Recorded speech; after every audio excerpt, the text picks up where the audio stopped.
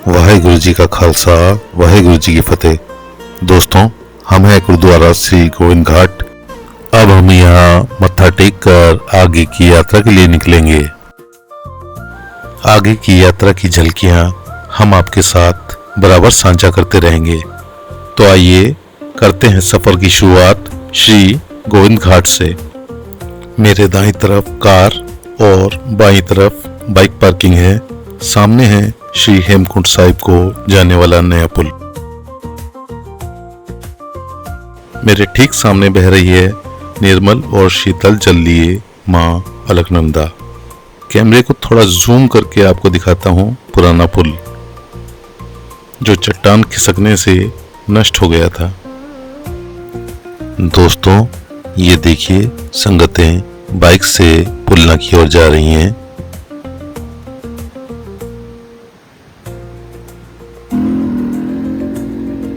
और हम जाएंगे टैक्सी से।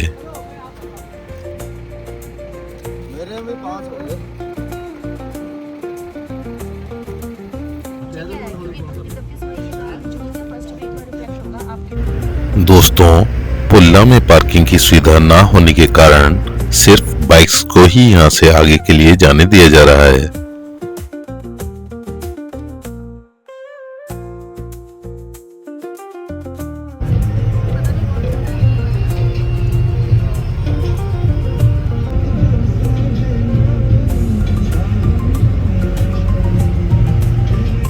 ये देखिए प्रकृति का सुंदर नजारा। जैसे जैसे हम आगे बढ़ते जा रहे हैं वैसे वैसे रोमांच भी बढ़ता जा रहा है।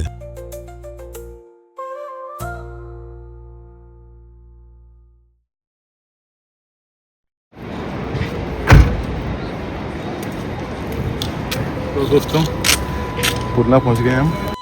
ये सामने बाइक पार्किंग है और ये सामने है रजिस्ट्रेशन का काउंटर। दोस्तों, सामने है अखरोट के पेड़ जिसमें आप अखरोट लगे हुए देख पा रहे होंगे। ये है घोड़ा पड़ाव। यहाँ पर आपको यात्रा के लिए घोड़े और खच्चर आसानी से मिल जाएंगे। पुलना से कुछ दूर आगे बढ़ने पर आपको पहाड़ की ऊंची ऊंची चोटियों से खूबसूरत झरने गिरते हुए दिखाई देंगे जो आपको रुकने के लिए मजबूर कर देंगे।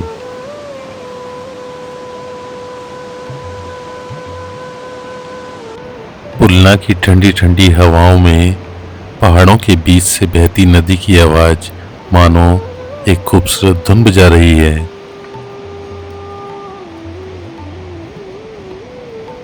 यहाँ से आगे हमें घोड़े पर सवार होकर जाना है और यकीन मानिए यह 10-11 किलोमीटर का रास्ता आपकी थकान से ज्यादा आपकी यादों में जगह बनाएगा। इन हरी भरी वादियों के बीच से होते हुए हम बढ़ रहे हैं अपने अगले पड़ाव गोविंद धाम के लिए।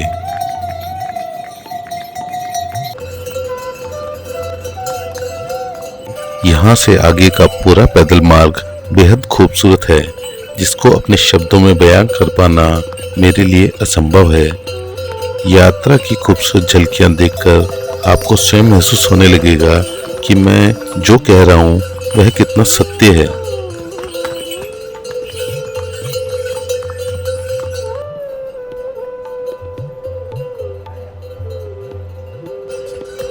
घोड़ा जैसे जैसे चढ़ाई की ओर बढ़ता है, रास्ते में घने देवदार और बुरांश के पेड़ जिनकी खुशबू से दिल को बहुत सुकून मिलता है। नीचे अलकनंदा और लक्ष्मण गंगा की संगम धारा बहती हुई दिखाई देती है, कभी शांत तो कभी शोर मचाती हुई।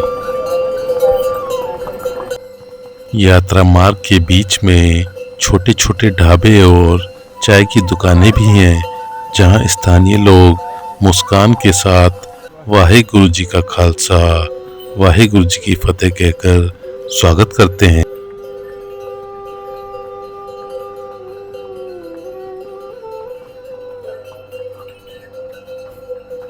बोले सोनिहाल।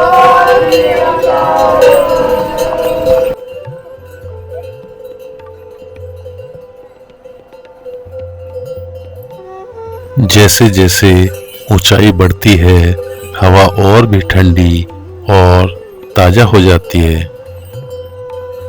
इस यात्रा के दौरान दिल में एक अलग ही जोश भरा होता है। बोले सोनिहाल।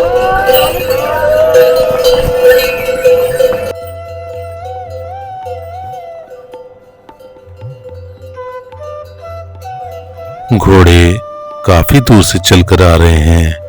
अब जाकर इन्होंने पानी पिया है।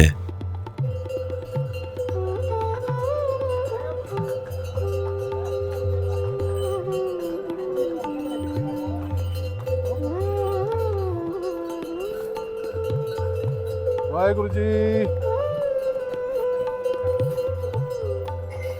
यह घोड़े संगतों को घांगरिया में छोड़कर वापस आ रहे हैं।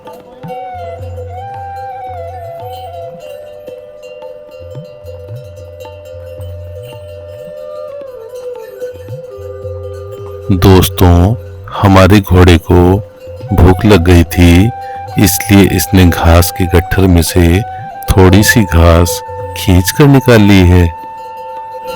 बोले सोनिहाल।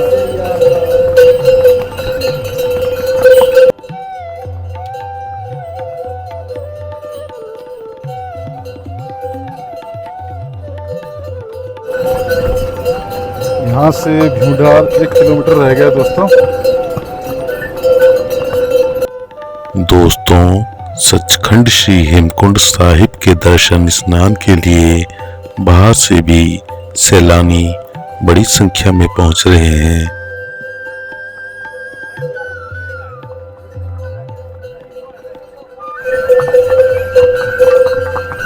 हम भीमडार पहुंच गए हैं दोस्तों। रास्ते में पड़ने वाले इन ढाबों में आप जलपान ले सकते हैं। वाहेगुरु वाहेगुरु जी।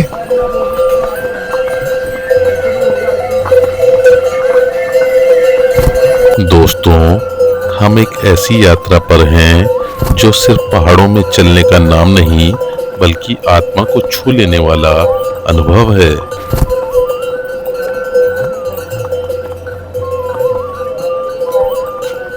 दोस्तों, अभी हम लक्ष्मण गंगा के ऊपर बने पुल से होकर गुजर रहे हैं।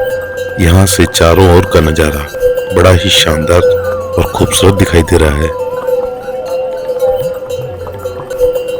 पुल बहुत ही मजबूत बनाया गया है दोस्तों।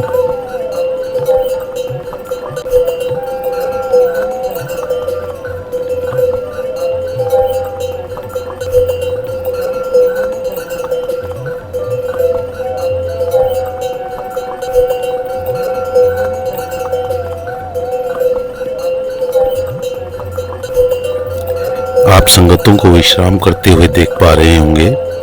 मार्ग कठिन है, इसलिए यात्रा में संगतें बीच बीच में विश्राम करके फिर वाहेगुरु का नाम लेते हुए आगे बढ़ रही हैं।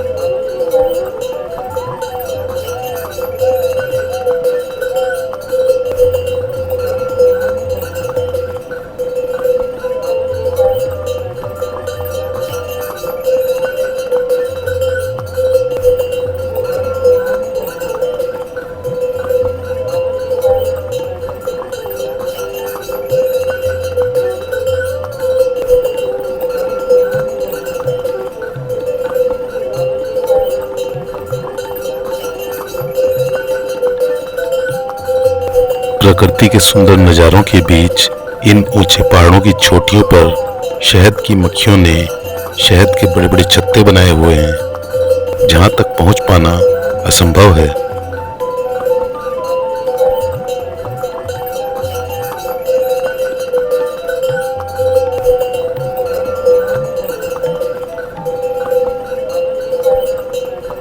दोस्तों, यहाँ एक बात बहुत अच्छी लगी, वह ये कि पूरे यात्रा मार्ग में अभी तक कहीं भी कूड़ा कचरा या गंदगी देखने को नहीं मिली।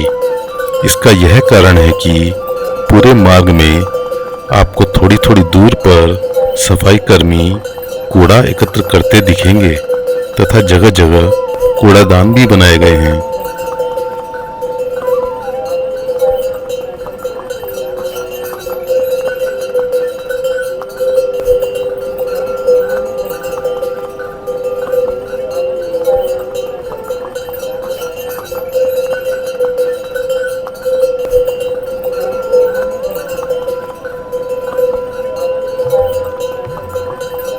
दोस्तों, यात्रा मार्ग पर आपको सबसे पहले यहाँ पर बर्फ देखने को मिलेगी।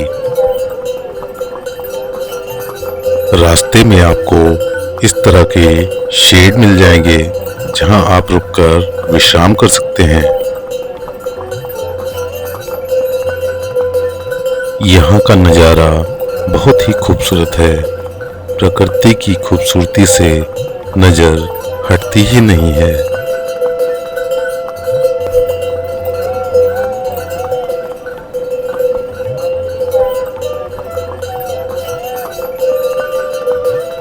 हम घांगरिया पहुंच चुके हैं। यदि आप यहाँ रुकना चाहें तो यहाँ आपको रहने के लिए किराए पर टेंट्स मिल जाएंगे। यहीं से लगभग 500 मीटर आगे है गुरुद्वारा श्री गोविंद धाम और हम वहीं पर जाकर विश्राम करेंगे।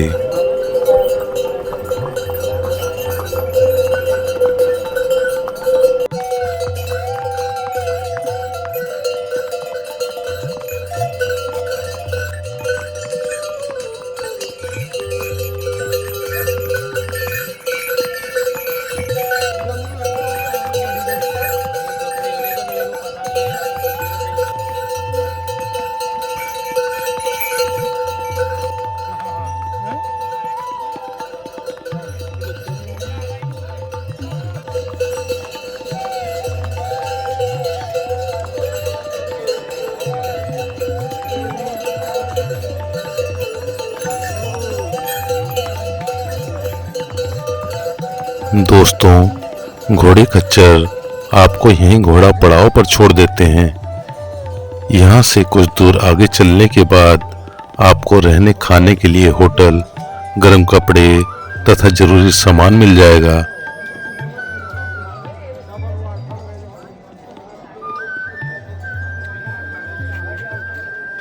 इसके अलावा गुरुद्वारा श्री गोविंद धाम में संगतों के रहने की अच्छी व्यवस्था है तथा लंगर भी 24 घंटे बरताया जाता है।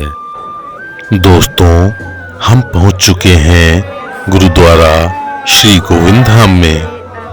आइए आपको भी यहाँ के दर्शन कराते हैं। वाहेगुरु जी का खालसा, वाहेगुरु जी की फतेह। लीजिए दोस्तों, दर्शन कीजिए दरबार साहिब के।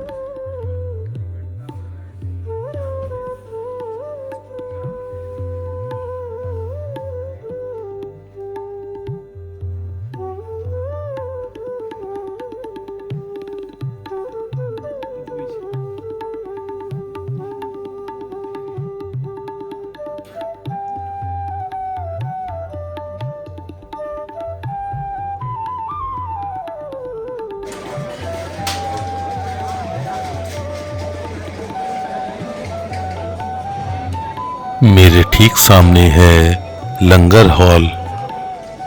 यहाँ संगतें लंगर छक कर विश्राम कर रही हैं।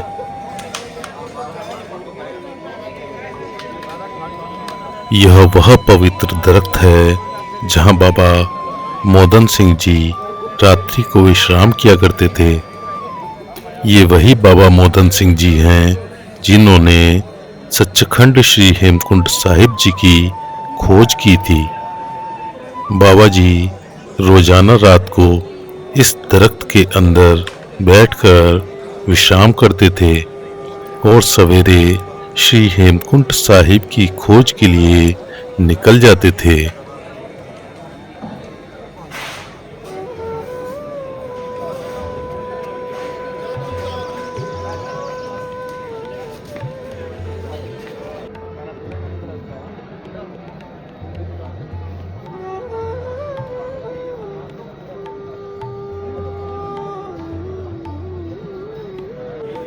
लंगर हॉल में जाकर हमने चाय पी और प्रसाद ग्रहण किया। दोस्तों, मैं बहुत भाग्यशाली हूँ जो यहाँ दरबार साहिब में पहुँचकर दर्शन के पश्चात प्रसाद ग्रहण कर रहा हूँ।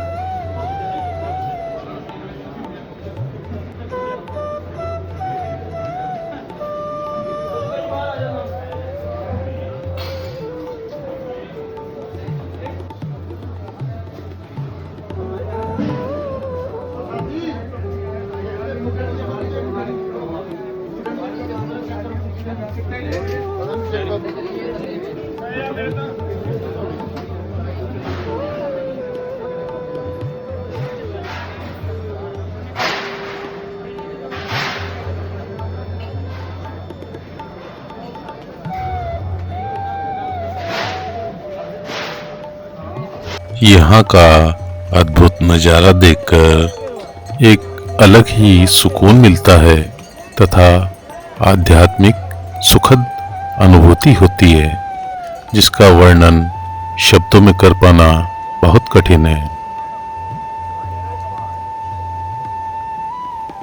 दोस्तों, आगे की यात्रा देखने के लिए हमारे साथ यूं ही बने रहिएगा। वाहिगुरु जी का खालसा, वाहिगुरु जी की फतेह।